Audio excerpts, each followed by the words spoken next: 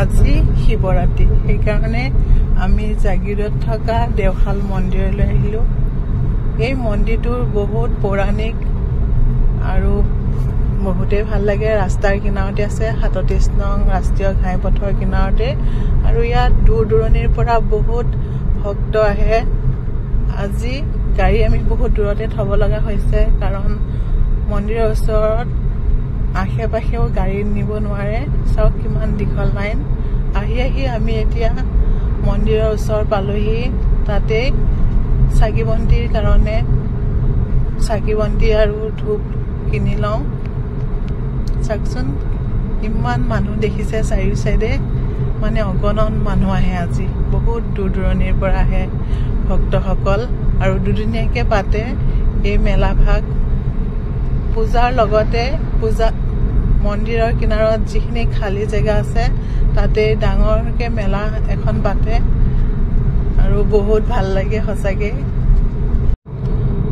আজি আমি মেইন মন্দিৰটোত নোসোমাও, তাত বহুত ৰাতিপুৱাৰ পৰা লাইন হৈ আছে আৰু বহুতে ভিৰ। সেইকাৰণে এটা সৰু মন্দিৰ আছে এইটো, আৰু এই মন্দিৰতে আমি এতিয়া চাকি জ্বলাই ল'ম। ঘৰখনৰ লগতে সকলোৰে মংগলৰ কাৰণে আজি মই এয়া শিৱ বাবাৰ ওচৰত চাকি বন্তি জ্বলাই লৈছো। আৰু প্ৰতি বছৰে আহো, মানে যেতিয়াৰ পৰা মানে জানা হৈছো, মানে স্কুলত পঢ়া দিনৰে পৰা মই এই মন্দিৰলৈ আহো। আৰু এই মন্দিৰটোৰ বহুত মহাত্ম্য আছে, মানে মনৰ আশা পূৰণ হয় বুলি এটা লোকবিশ্বাস আছে। আৰু ইয়ালৈ আহি বহুতো নতুন মানুহ আজি লগ পাইছো।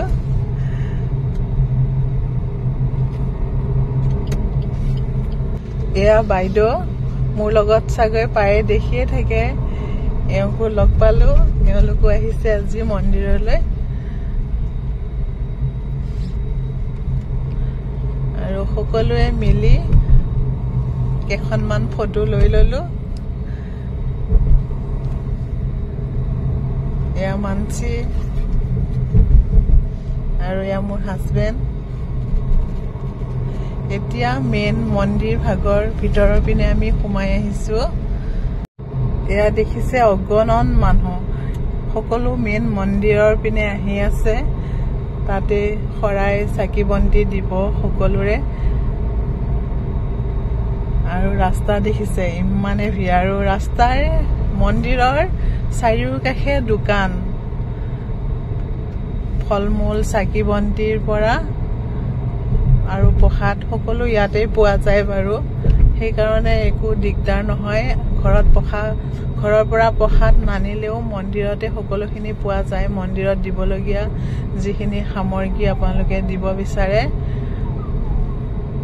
এয়া চাওক কিমান মন্দিৰ। আমি বাহিৰৰ পৰাই অলপমান সেৱা কৰি ললো ভগৱানৰ ওচৰত। আৰু এই ল'ৰা ছোৱালীবিলাক দেখিছে, সিহঁতৰ দেউতাকক আমনি কৰিছে, বেলুন লাগে, পুতলা লাগে, মানে মেলাৰ বস্তুবিলাক দেখি সিহঁতো মানে কি লাগে কি নালাগে তেনেকুৱা অৱস্থা হৈছে। আৰু মোক লাগে ফুল। এই ফুলৰ দোকানখনলৈ আহিলো, কেইটামান ফুল ইয়াৰ পৰাই লৈ লওঁ। আৰু এয়া মিঠাই, চাৰিওপিনে মিঠাই। মেলাত যদি মিঠাই দোকানখনেই নাথাকে তেনেহলে কেনেকুৱা হ'ব বাৰু। আৰু চাওক জেলেপি অলপো ইয়াৰ পৰাই ঘৰলৈ লৈ লওঁ। আচল বস্তুটো ইয়াত ক'ত পাই গমেই পোৱা নাই, দেখা নাই এতিয়ালৈকে, বিচাৰি আছো। কি বাৰু গম পাইছেনে? এইটোৱে আচল বস্তুটো, ভাঙৰ লাৰু। আৰু এওঁলোকে ভাঙৰ লাৰু কেইটামান বনাই আনি বহি আছে, এইপিনে ঘোটা বনাই আছে। আৰু আহোঁতে এটা কথা মনত পৰি গ'ল, এইখিনি দেখি এবাৰ স্কুলত পঢ়ি থকা দিনত এনেকে খাই দিছিলো লাৰু এটা। ক'ত আছো মানে গমেই পোৱা নাই, উৰি আছিলো। সেইদিনাখনৰ পৰা শপত খাইছো আৰু জীৱনত কেতিয়াও নেখাওঁ মই লাৰু, ভাঙৰ লাৰু।